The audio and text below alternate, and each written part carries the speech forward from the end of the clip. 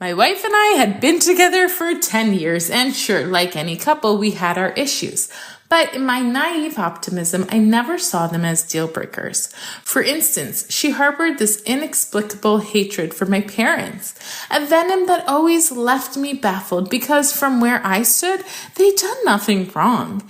Then there was the thing with her giving her number to other guys. Now, don't get me wrong, I wasn't the type to be controlling.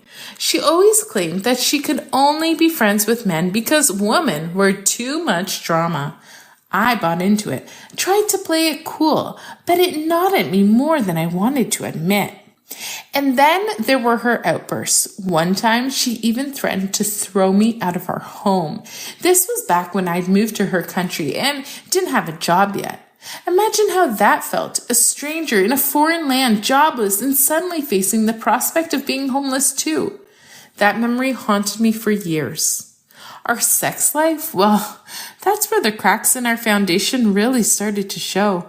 Over time, things got worse. She criticized me relentlessly for the occasional erectile issue, mocked me when I was too tired to perform, and berated me for not initiating enough. I was constantly walking on eggshells, trying to please her, trying to understand her. She'd been sexually assaulted before we met, and I always tried to be supportive, excusing her behavior as a byproduct of her trauma. In hindsight, those were glaring red flags, but back then, I was inexperienced and I didn't know any better. 2 years ago, things took a nosedive. I was stressed, exhausted, barely holding it together. And just when I needed her support the most, she found solace in the arms of another man. It started innocently enough, texting her male colleague day and night, even while I was visiting my family back home. What began as a simple friendship quickly escalated. They were texting 24/7, calling each other at work, and I couldn't shake the feeling that something was terribly wrong. When I confronted her, she hit me with the classic line, "He's just a friend." And when I voiced my concerns, she accused me of being possessive, insecure, and negative. Our arguments became a regular feature, each one worse than the last. She blamed me for not smiling enough, for having bad energy, and claimed that's why she needed to stay in touch with him. My mental health spiraled downward. I wasn't sleeping. My libido vanished, and I found myself in a dark, lonely place. Then came the bombshell. One day, she asked if we could open our marriage so she could get sex elsewhere. I was stunned, speechless. She claimed it was because I wasn't in good form, and when I refused, because it went against everything I believed in, she lashed out. How could I be so selfish? Why wasn't I willing to sacrifice for her? It was as if she had turned our marriage into some twisted game, and I was losing. Things deteriorated quickly. I ended up on heavy antidepressants, barely functioning, but somehow still managing to work from home. She kept promising me she could end our friendship if it was hurting me, but all she did was put her phone on silent. She criticized me when I tried to improve our sex life, dismissing me as oversensitive. Every time I suggested couples counseling or therapy for her past trauma, she refused, instead weaponizing her trauma to pressure me into agreeing to her demands. The pressure to open our marriage or at least let her make out with this guy persisted for months.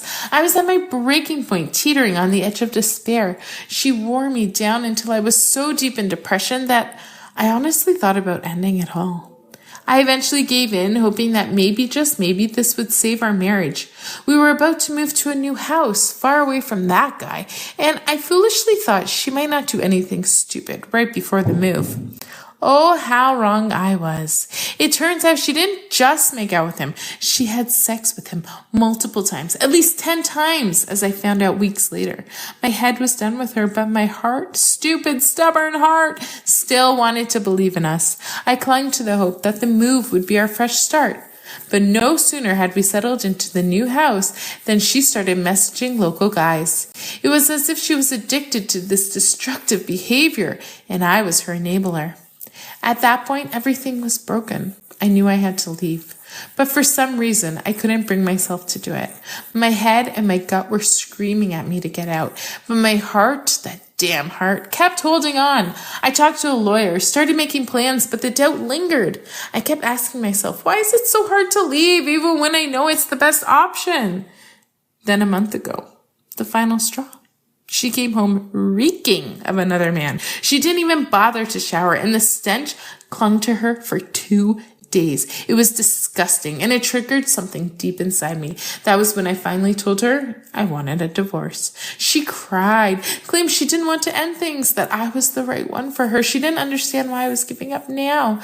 Maybe, she suggested, if we talked and cuddled more, focused on the future instead of the past, we could make it work. But I wasn't buying it. How could she treat someone she loved like this for 2.5 years? How could she cheat on me, emotionally abuse me, and then expect me to just forget it all? I told her that my desire for her died the moment she coerced me into opening our marriage. And guess what? She still wanted to keep her friend around.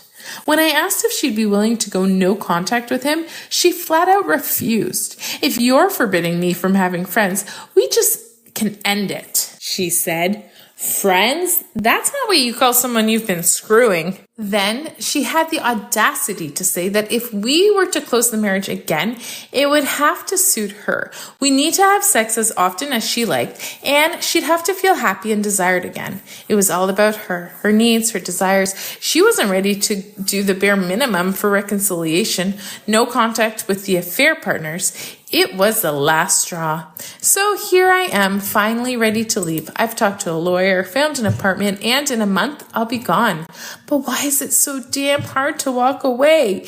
Even now, knowing it's the right thing to do, I still have moments of doubt. My heart and mind are at war, but this time, my mind is winning. I'm angry at myself for not acting sooner, and even angrier at her for destroying the dream I worked so hard for. I'll have to give up the house. I can't afford the mortgage. But she can with her salary. At least I'll get my half in cash eventually. But the real question is, why does it have to be so bloody hard to leave, even when every fiber of my being knows it's the best option? Why does my heart keep holding on, even when it's been shattered beyond repair? In the end, I guess I'll never fully understand. But one thing's for sure, this chapter of my life is closing, and I'm finally ready to turn the page. This woman found out the love of her life is a serial cheater. He went as far as totaling her car while on his way to cheat on her with another woman. This story is wild. Check out the video for more details.